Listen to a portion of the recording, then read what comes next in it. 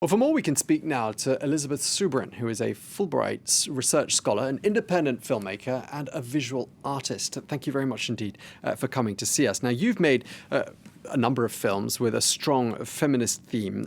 Perhaps the best known is entitled A Woman Apart. And the film, correct me if I'm wrong, depicts the story of a Hollywood actress of a certain age who leaves the acting industry. She is a victim of sexism. Now, I want to ask you, is that the reality, do you think, for a number of actresses, even today in this Me Too era? Oh, absolutely. I mean, it's not only experientially, if you witness the way women are represented and actresses are playing those women are represented, but just empirically, the data shows that women are basically allowed to play much fewer parts. They have much less speaking roles. They literally say fewer words, and they're treated terribly, which is, was really revealed through the Harvey Weinstein case. That's just one example of treatment of women in the industry, that less extreme examples are endemic.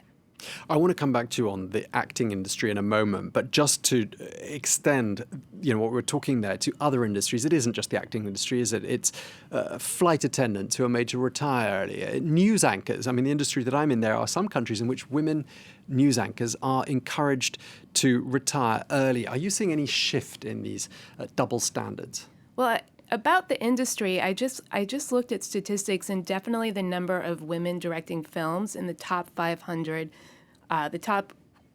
grossing films this year went up a few percentage points. I think it's up to 14% of women who direct films.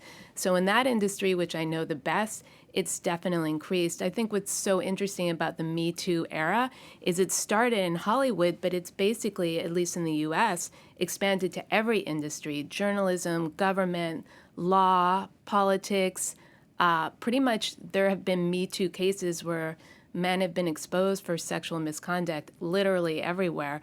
And that has opened a conversation about how much opportunity there are for women in the industry. And I think it is changing. I think it's slower. It's hard to believe it's 2020, and we're still talking about things that women all over the globe were talking about, especially during liberation movements in the 60s and 70s.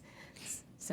We think of Me Too as being a very new phenomenon, but in fact, and this is linked to your research here in Paris, you're researching a film about Maria Schneider. Now, she was the French actress who's no longer alive. She starred in Last Tango in Paris. Now, her experience on the set back then in 1972, so half a century ago, perhaps makes her the original Me Too actress. Well, I think I've been saying that, and I want to be fair to the industry started, in the at the turn of the 20th century. So I am sure that the whole proverbial casting couch means that Me Too existed before that. But in terms of a woman actress who actually tried to take a public vocal stance about her treatment on this film, where there were elements of non-consensuality in the infamous rape scene. And for many, many, many years, she said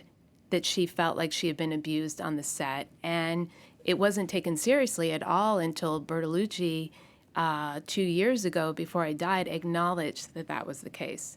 So I think you're right that she is the original Me Too in terms of an actress being vocal in the public and saying she was harassed and exploited. And just lastly, because we're almost out of time, Sure. I mean, are you encouraged by anything you're seeing? Are attitudes changing? Absolutely. I'm completely encouraged. Just for a very timely example, last night there was a protest of young women activists, which I think was in response to the Caesars, and seeing all these very, very young women marching in the streets really suggests there's a completely new generation who is feeling quite passionate about this. It was very topical in France, as you say, with the César Awards, Yes. Roman Polanski. Adele Haenel. It's absolutely on the radar. Well, thank you. I'm sorry we're out of time. Elisabeth That's okay. Subrin, thank you very much indeed for coming to see us on a this pleasure. International Women's Day.